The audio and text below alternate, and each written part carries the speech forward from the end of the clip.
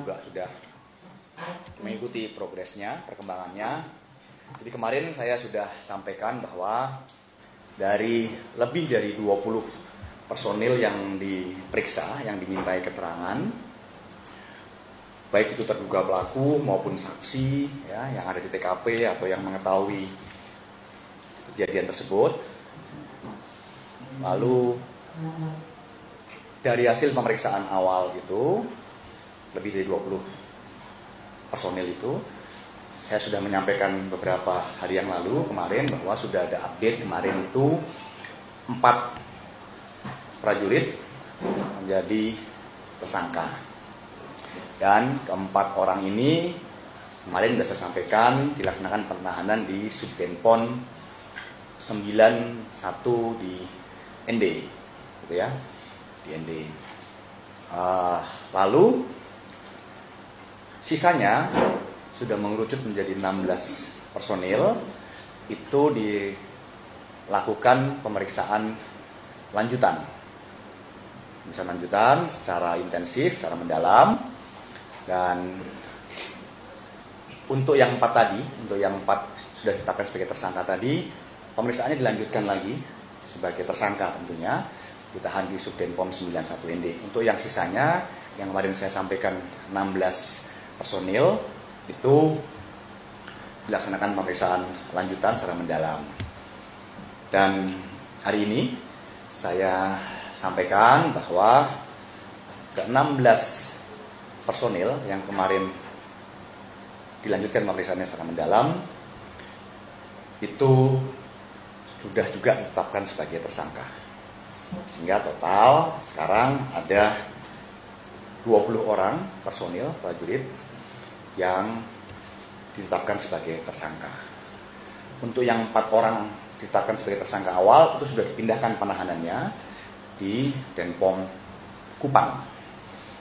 Untuk yang 16 orang menyusul ini karena baru selesai pemeriksaan di Subdenpom 91 ND, posisi masih ada di ND. Nanti untuk lanjutannya saya akan berkomunikasi lagi dengan jajaran penyidik dari Polisi Militer Kodam 9 Udayana untuk melihat perkembangannya.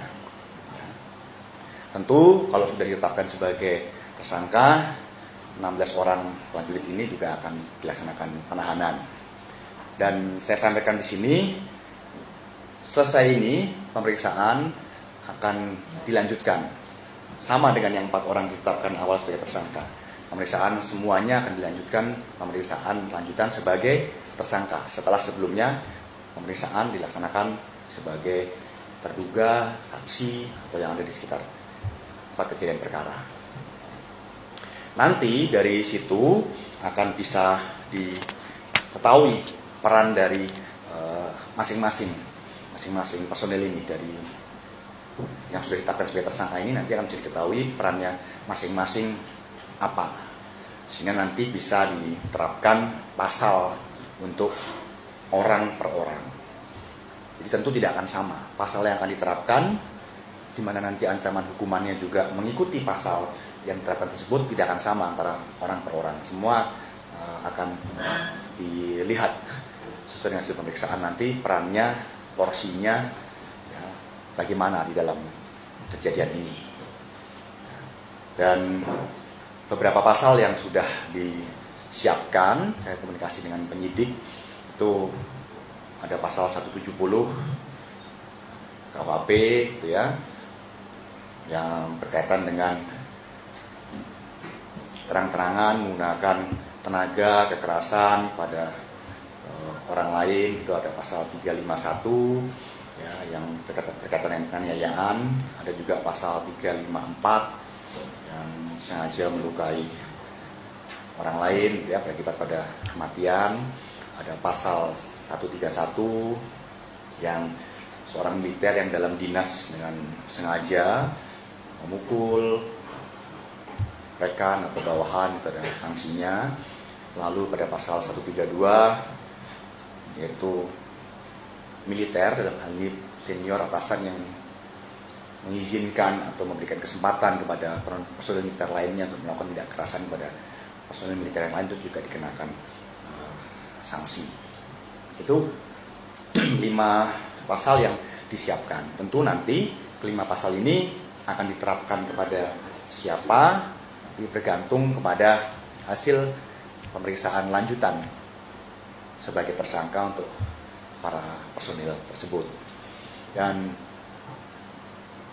mungkin rekan-rekan juga bertanya, kenapa jumlah personil yang ditetapkan sebagai tersangka cukup banyak, gitu ya? Karena memang kejadian tidak berlaku pada satu hari.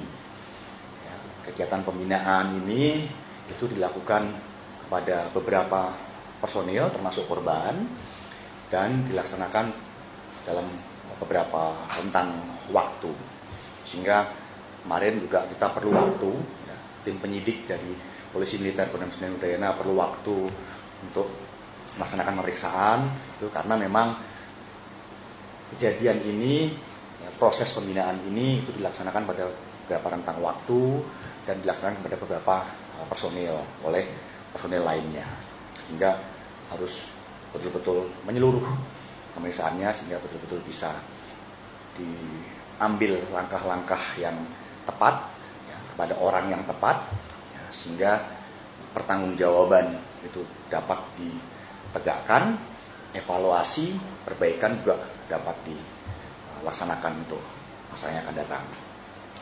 Dan untuk itu selesai ini saya mohon waktu kepada rekan-rekan media sekalian dan juga kepada warga masyarakat bahwa pemeriksaan para tersangka ini tentu tidak mudah. Tidak mudah itu artinya kita perlu waktu sehingga betul-betul bisa mengetahui peran orang per orang, porsinya masing-masing sehingga keadilan bisa ditegakkan, tapi pertanggungjawaban juga bisa dilaksanakan. Dan nanti siapa, perannya apa, pasal yang diterapkan apa itu betul-betul tepat. Ya, sehingga nanti saya akan sampaikan dari rekan-rekan sekalian untuk perkembangannya.